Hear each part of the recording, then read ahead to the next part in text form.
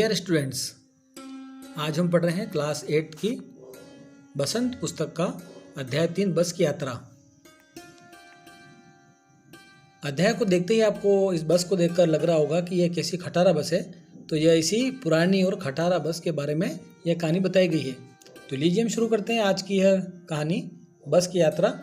और यह आपकी बुक में बहुत बड़ी कहानी है और हो सकता है आप उससे प्रभावित ना हो, इसलिए मैंने इसको छोटे रूप में आपके लिए प्रस्तुत किया है। लेखक और उसके 5 मित्रों ने तय किया कि शाम 4 बजे की बस से पन्ना के लिए निकलेंगे। पन्ना एक स्थान है जो बस जबलपुर तक जाएगी और वहां से ट्रेन पकड़ लेंगे और सुबह तक घर पहुंच जाएंगे। लोगों ने सलाह दी कि शाम वाली बस से सफ़र नहीं करना चाहिए। लेखक सोचने लगा कि कहीं रास्ते में डाकू तो नहीं मिलते हैं, लेकिन जब बस को देखा तो वह बहुत बुढ़िया की तरह थी, बिल्कुल पुरानी। उस पर अनुभव के निशान भी लगे हुए थे। अनुभव के निशान यानी कुछ स्क्रैचेस। इसलिए लोग उस पर सफ़र नहीं करना चाहते थे।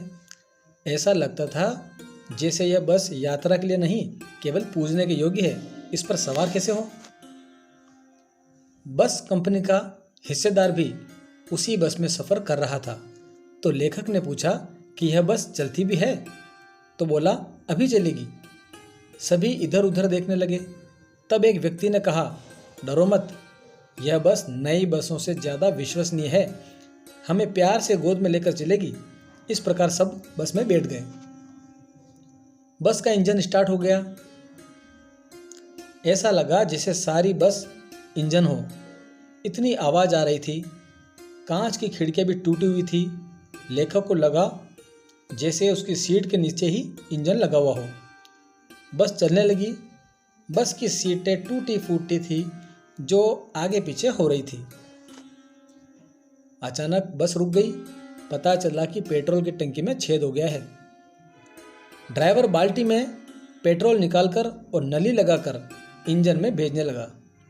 थोड़ी देर बाद फिर से बस चलने लगी, पर बस की रफ्तार अब 15 से 20 मील की हो गई थी। लेखक को बिल्कुल भरोसा नहीं था कि यह बस चल पाएगी। इसके ब्रेक भी फेल हो सकते हैं और स्टीयरिंग भी टूट सकती है। आसपास प्रकृति के दृश्य बहुत सुंदर लग रहे थे। दोनों तरफ हरे भरे पेड़ और पक्षी दिखाई दे रहे थे, परंतु लेखक को लगता किसी भी पेड़ से बस टकरा जाएगी। झील को देखता तो लगता कि बस इसमें गिर जाएगी। अचानक से फिर बस रुकी। फिर ड्राइवर ने अनेक तरह की तरकीबें लगाकर उसे चलाने की कोशिश की। ऐसा लगा जैसे इस बस का अंतिम समय आ गया हो। बस धीरे धीरे एक वृत्त की तरह चलने लगी।